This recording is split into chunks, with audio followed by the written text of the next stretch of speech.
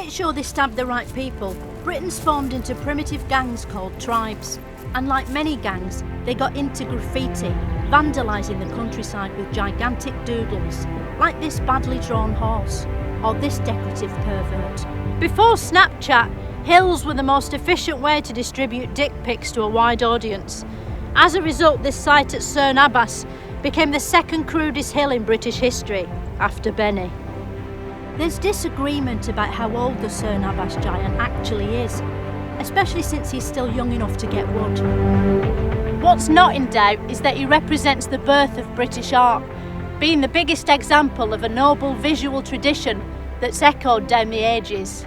But this happy land of spikes and hill filth was about to come under threat from something nobody saw coming: Romans. Where did the Romans come from? To begin with, they came from Rome, and then they came from the Roman Empire. Right, but where in Britain did they come from? Not from Britain, they came from Rome, which is in Italy. Right, well, this is about the history of Britain, so where in Britain did they come from?